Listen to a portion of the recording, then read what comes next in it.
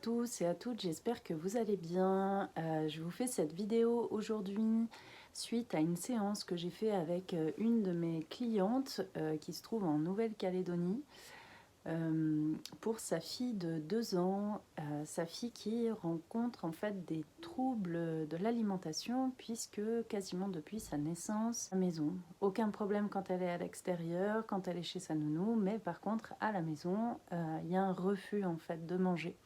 J'avais fait il y a quelques temps en arrière déjà une vidéo sur les troubles alimentaires et j'avais expliqué quelles étaient les causes sous-jacentes dans la majorité des cas, parce que voilà, je ne mets jamais tout le monde dans les mêmes cases, on est tous uniques, mais il y a quand même des causes sous-jacentes et récurrentes qui viennent. Vous aviez été très très nombreux à regarder cette vidéo, ça avait eu beaucoup de succès, donc ça veut dire que ça a parlé à beaucoup de gens aussi.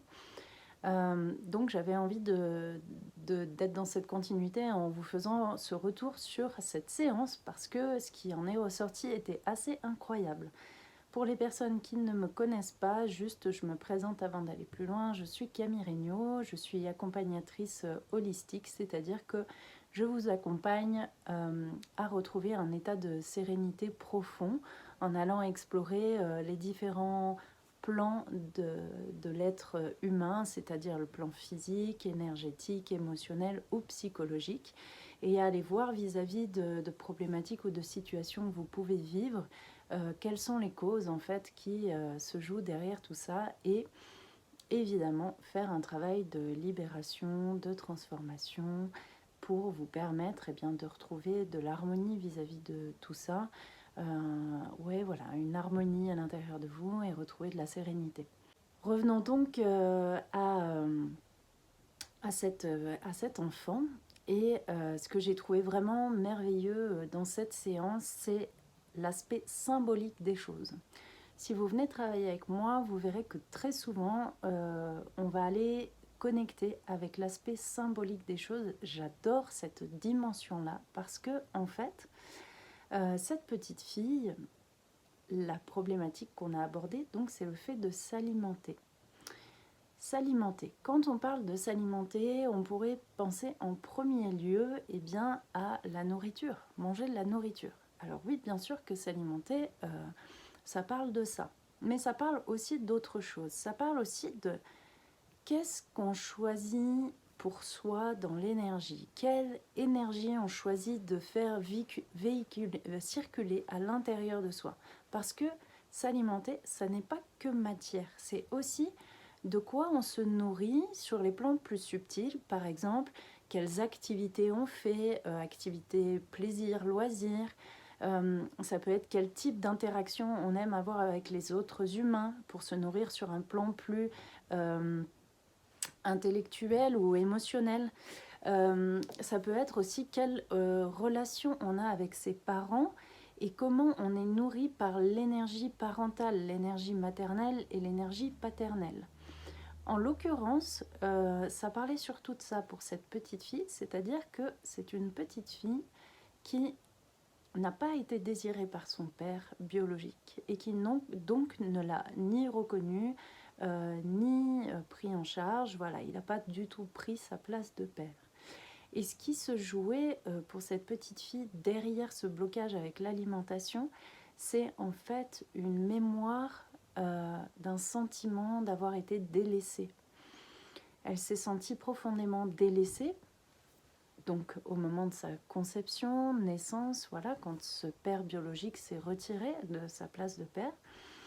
Et ça a créé à l'intérieur d'elle, au niveau du chakra du cœur et de la gorge, un verrouillage complet.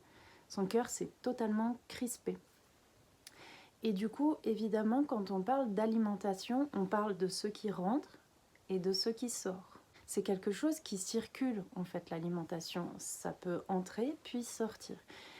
Et là, dans le cas présent de cette petite fille, ici et ici, vu que c'est complètement verrouillé, ça ne peut pas rentrer. Ça ne peut juste pas rentrer.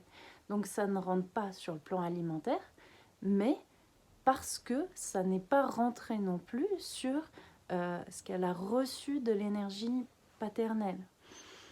Et donc, on a fait un travail pour aller libérer cette mémoire-là et puis qu'elle puisse mettre en conscience. Donc, quand je parle de conscience, je ne parle pas que du plan mental, d'accord? Évidemment, à l'âge de 2 ans, la conscience mentale est assez peu déployée. Mais notre conscience, elle s'exprime pas que sur le plan mental, elle s'exprime sur le plan du corps, de l'énergie, des émotions, voilà, sur notre entièreté en fait.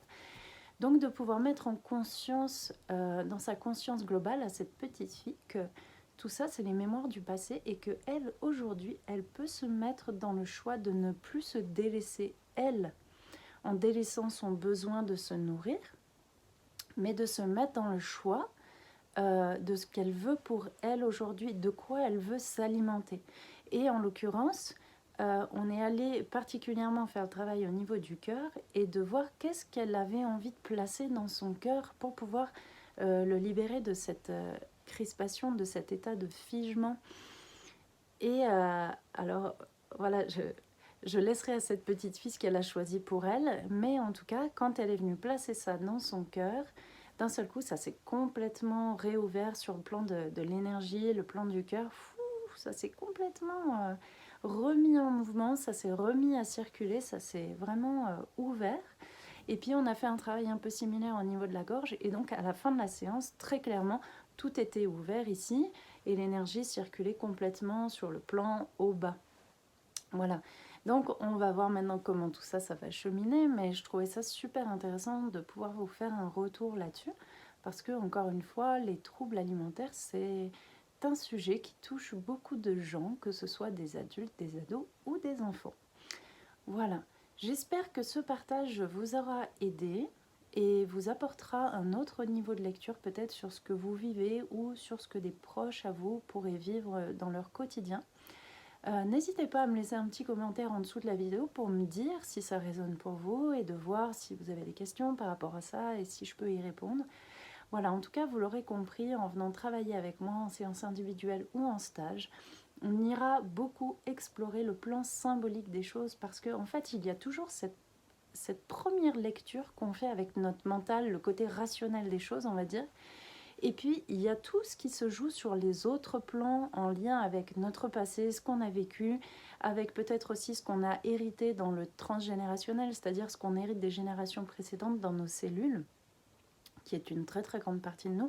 En fait, il y a tout ce qui se passe sur le plan inconscient. Dans ce travail qu'on va faire en séance, et ben justement, on va aller reconnecter à toutes ces infos-là pour tout remettre en lumière, remettre en conscience. Et une fois qu'on voit les choses, on va pouvoir les faire bouger. Voilà, je vous souhaite une très bonne journée à tous et je vous dis à bientôt.